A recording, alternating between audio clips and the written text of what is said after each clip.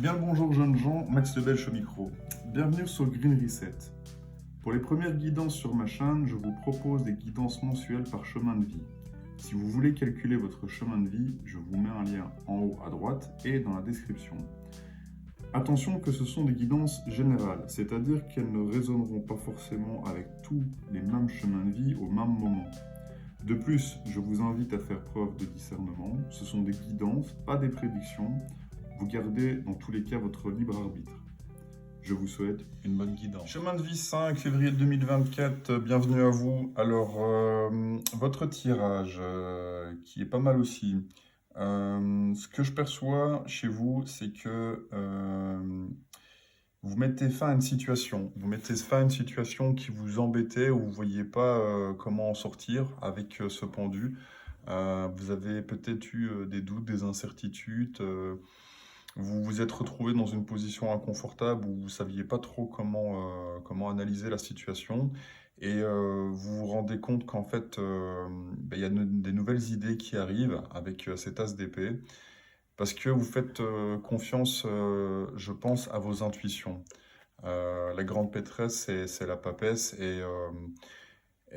En fait, vis-à-vis de vos expériences, de vos connaissances que vous avez acquises au cours de votre expérience de vie, vous vous rendez compte qu'en fait, cette situation inconfortable avec le pendu, eh ben, elle est plus bonne pour vous. Et donc, vous allez aussi vous remettre en question et repartir sur autre chose, sur de nouvelles idées. Vous faites un reset, je vais dire, de vos idées, de votre mental, parce qu'il y a des choses qui ne vous convenaient plus. Vous allez faire plus confiance à votre côté intuition, peut-être remettre aussi, revisionner un peu votre expérience pour vous faire grandir et vous dire voilà, les choses que je voulais, que je veux plus, et faire un peu ce bilan-là et repartir sur vraiment des nouvelles idées. C'est un peu en mode, voilà, vous êtes un peu lavé le cerveau et vous allez recommencer sur d'autres bases. Parce que avec ces tours dans les énergies extérieures, il y a quelque chose qui s'est stoppé, quoi. Alors, vous avez certainement vécu dans le passé récent une situation vraiment inconfortable parce que la tour et le pendu, c'est inconfortable. La tour, elle s'effondre parce que les fondations n'étaient pas solides. Il y a des choses qui vous convenaient plus. Alors, soit vous les avez brisées vous-même, mais en général, avec la tour, ça arrive, ça vous arrive dessus comme ça, vous n'avez pas choisi. Et bon, c'est inconfortable parce que ça casse vraiment la zone du connu, la zone de confort. J'aime pas trop appeler ça comme ça, mais bon, ça parlera peut-être plus à d'autres personnes. Ici, sur la carte, on voit un éclair qui foudroie la tour. Ça peut aussi être vu comme justement une lumière qui arrive en vous et qui vous apporte des réponses à l'image de cette grande prêtresse qui pourrait aussi vous en apprendre pour vous-même parce que vous vous êtes aussi un peu introspecté avec cette énergie du pendu. Ce qui vous amène vers un nouveau cycle. On a la tour qui s'effondre, mais on a le monde qui a un aboutissement et un renouveau. Donc potentiellement aussi un voyage, un changement de perspective, un changement de job, changement de relation, changement d'état d'esprit. Quelque chose de nouveau va s'ouvrir à vous avec cette carte du monde. Ce que vous devez prendre conscience, c'est les amoureux. Alors, ça peut être une relation avec quelqu'un, mais ici, je ne la vois pas vraiment comme ça. J'imagine plus que c'est une connexion à vous-même, à votre être, à qui vous êtes réellement. Vous prenez conscience de ce que vous voulez, de ce que vous voulez plus avec le bilan que vous avez tiré par le passé de cette situation inconfortable et des nouvelles idées émergent avec cet as d'épée. Et là, en fait, vous devez, ce qui serait bien pour vous, ce dont vous avez besoin, c'est de vous reconnecter avec votre enfant intérieur, avec vos valeurs, avec ce que vous avez vraiment envie d'incarner dans cette vie. C'est plutôt dans ce sens-là que je pense que cette carte des amoureux est sortie vis-à-vis des autres cartes qui l'entourent. Parce que ce que vous voulez, c'est vous relancer. vous relancez avec passion, émotion, dans de nouvelles choses. Le cavalier coupe, ben, il s'élance, il a envie de repartir dans des choses qui le font vibrer. Il va se mettre en action. Et donc, avec le bilan que vous avez tiré un petit peu ici, et l'opportunité, parce qu'avec le monde, vous allez avoir des opportunités, vous allez les créer. Vous allez les créer parce que vous allez vous mettre en action. Vous allez être animé, je pense en février ou voilà, dans les semaines qui arrivent, par cette énergie du cavalier coupe qui a envie de se mettre en mouvement, de tester, d'aller à la découverte, de rencontrer d'autres personnes, de rencontrer d'autres perspectives. Voilà, dans vos idées, c'est nouveau, donc il y a encore tout à faire, mais le cavalier coupe, lui, il part, il y va, il s'élance.